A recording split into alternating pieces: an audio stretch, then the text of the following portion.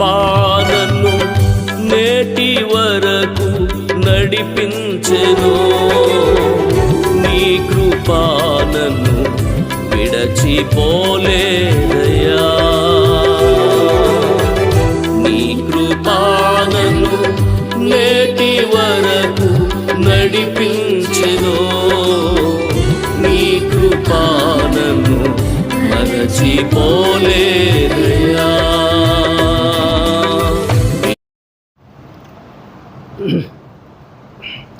మహాగణుడును మన రక్షకుడునైన మన ప్రభు అయిన యేసుక్రీస్తు వారి ప్రశస్తమైన నామములో మీ అందరికీ కూడా ప్రభు పేరట వందనాలు తెలియజేస్తూ ఉన్నాను.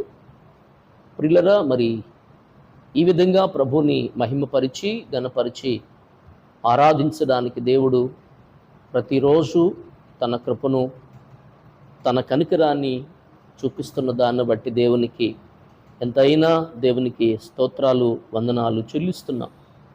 ఈ రోజున అనేక మంది జీవితాల్లో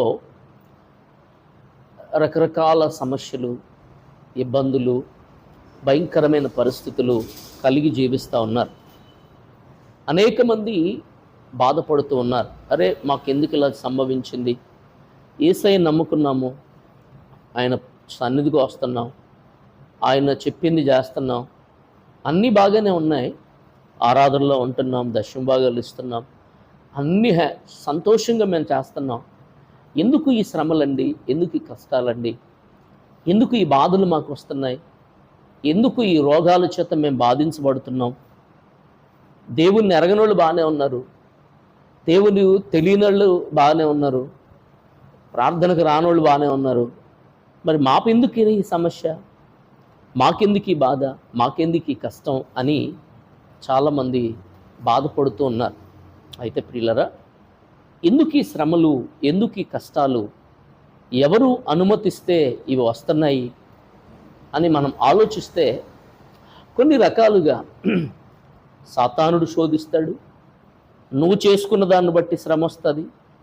మూడవది, దేవుడు నిన్ను పరీక్షించడాన్ని, ఆ పరీక్షలో దేవుడు కొన్నిసార్లు నీవు ఆయన మాట వింటావా లేదా అని ఆయన పరీక్షిస్తాడు. కొన్నిసార్లు ఆ పరీక్ష కావచ్చు, లేక నీ వ్యక్తిగతంగా నువ్వు చేసుకున్న దాన్ని బట్టి కావచ్చు, లేదంటే సాతానుడు నిన్ను శోధించిన దాన్ని బట్టి కావచ్చు, ఏదైనా కావచ్చు.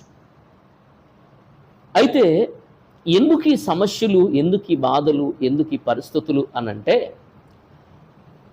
ఈ శ్రమకి అనుమతించడానికి, లేక ఈ శ్రమ రావడానికి నిన్ను ఒక ఉన్నతంగా చేయడానికి మాత్రమే. అది గుర్తెరగాలను, ఒక అద్భుతమైన రీతిలో నిన్ను మలచడానికి మాత్రమే దేవుడు ఈ శ్రమను అనుమతించాడు నీ బ్రతుకులో. చూడండి వాక్యాన్ని, మొదటి పేతురు పత్రిక 1వ అధ్యాయము 5వ వచనంలో, కడవరి కాలమందు బయలుపరచబడుటకు సిద్ధముగానున్న రక్షణ మీకు కలుగునట్లు విశ్వాసము ద్వారా దేవుని శక్తి చేత కాపాడబడు మీ కొరకు ఆ స్వాస్థ్యము పరలోకమందు భద్రపరచబడి ఉన్నది. కడవరి కాలమందు బయలుపరచబడుటకు సిద్ధముగా ఉన్న రక్షణ మీకు కలుగునట్లు. ఇవి ఏ కాలము అనంటే కడవరి కాలం.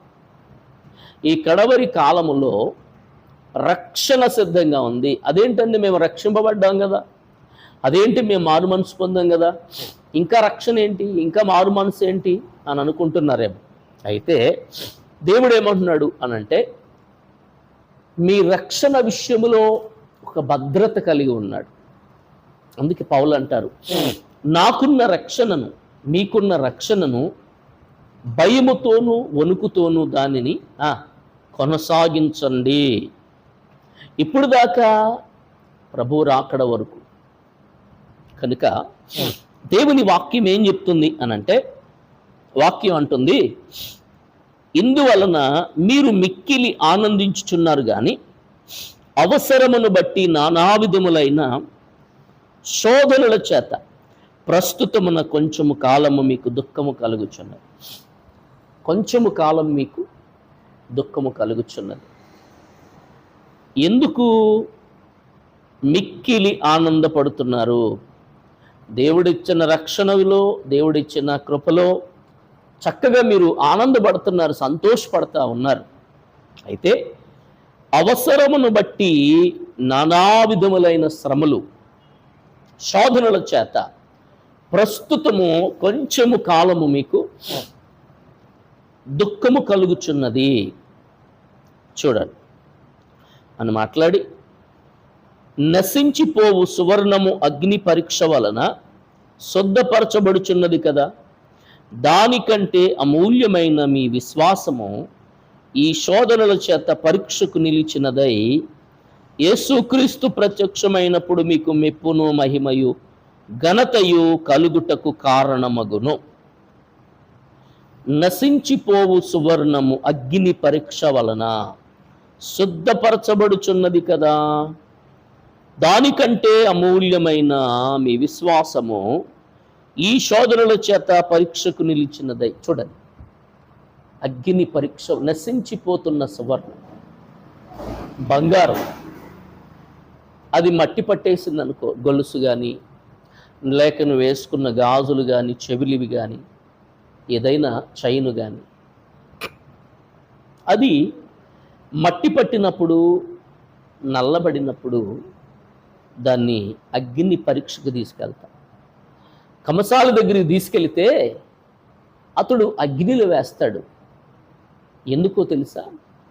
ఆ సువర్ణము మస్టు కానీ కళంకము కానీ ఏమీ లేకుండా పరిశుద్ధమైన చక్కని మెరిసే బంగారమలాగా, మొదట ఎలా ఇప్పుడు నువ్వు కొన్నప్పుడు ఎలా ఉందో అలాగ మారిపోతుంది.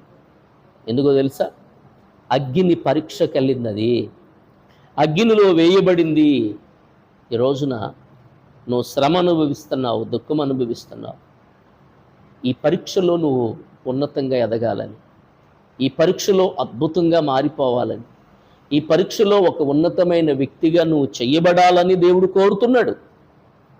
అయితే దేవుని మాట వినాలి, దేవుడు చెప్పింది చేయాలి. ఈ శ్రమలు నీవు ఒక ఉన్నతంగా నీకున్న విశ్వాసము అగ్ని పరీక్ష వలన మీ అమూల్యమైన మీ విశ్వాసము ఈ శోధనల చేత పరీక్షకు నిలిచినది. యేసుక్రీస్తు ప్రత్యక్షమైనప్పుడు మెప్పు, మహిమ, ఘనత కలగడానికి కారణం. కనుక ఈరోజు నీ ఆత్మీయ జీవితంలో శ్రమల చేత, బాధ చేత, భయంకరమైన పరిస్థితులు నువ్వు నలిగిపోతున్నావేమో. అందుకే దేవుడు అంటాడు కదా, మీ విశ్వాసము అగ్ని పరీక్షకు నిలిచినదై. బాధ వస్తుందని కలవరపడదు. అందుకే దేవుడు అంటాడు, భక్తుడు అంటాడు, యెహోవా మమ్మును మరిచిపోలేదు, ఆయన మమ్మును ఆశీర్వదించును. నీ శ్రమలో బాధపడకు, దుఃఖములో కలవరపడకు. నీ కన్నీళ్లను దేవుడు తుడుస్తున్నాడు, ఆనంద బాష్పాల చేత నింపబోతున్నాడు, ఉన్నతంగా చేయబోతున్నాడు, నీ స్థితిగతులు మార్చబోతున్నాడు దేవుడు. దేవుని కొరకు నిలువు. అందుకే దేవుడు అంటాడు, తాను నిలుచున్నానని తలంచుకున్నవాడు పడిపోకుండా జాగ్రత్తగా చూసుకోవాలట. మనుషులకు కలుగు శోధన తప్ప, సాధారణంగా మనుషులకు కలుగు శోధన తప్ప మరి దేనిని, ఏ శోధన మీకు రాని, ఆ శోధనలో తప్పించుకునే మార్గాన్ని కూడా దేవుడు సిద్ధపరుస్తాడట. అరే, నన్ను ఎందుకు ఇలా శోధిస్తున్నాడు, ఎందుకు ఈ బాధలు? కలవరపడకు. ఒక ఉన్నతంగా మారడానికి, ఉన్నతమైన ఆశీర్వాదం నీ జీవితంలో ఇవ్వడానికి, ఒక అద్భుతమైన రీతిలోనికి దేవుడు నిన్ను తీసుకురావడానికి ఈ శ్రమ అనుమతిస్తాడు దేవుడు. శ్రమలు తీసేయి ప్రభువా అని ప్రార్థన చేయకు, శ్రమలో తట్టుకునే శక్తిని ఈ ప్రభువాన్ని ప్రార్థన. శ్రమలు వద్దు ప్రభువా అని ప్రార్థన చేయకు, శ్రమలు ఓర్చుకునే కృపదయచేయి ప్రభువాన్ని ప్రార్థన చేయి. దేవుడు తప్పక నిన్ను బలపరుస్తాడు, తప్పక నిన్ను ఆశీర్వదిస్తాడు, తప్పక నీ స్థితిని మారుస్తాడు. ఆయన కొరకు నిలుస్తావా? ఆయన కొరకు ప్రార్థన చేస్తావా? నీ జీవితాన్ని ఉన్నతంగా మార్చాలని దేవుడు కోరుతున్నాడు. రే, ఈ శ్రమలని బాధపడదు, ప్రార్థన చేయి. నీ శ్రమలన్నిటి నుండి ఆయన విడిపిస్తాడు, కోరుకున్న రేవుకు తీసుకెళ్తాడు, నిన్ను బలపరచబోతున్నాడు ఆయన. ప్రార్థన చేసుకుందాం, కళ్ళు మూసుకుందాం. శ్రమలలో తట్టుకునే శక్తిని ప్రభువాన్ని ప్రార్థనలో ఏకీభవించు. మహిమ కలిగిన తండ్రి, కృపాభరితుడైన యేసు నీకు వందనాలు.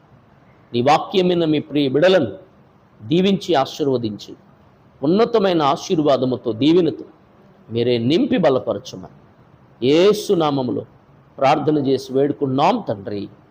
ఆమేన్, amen, amen. Praise the lord.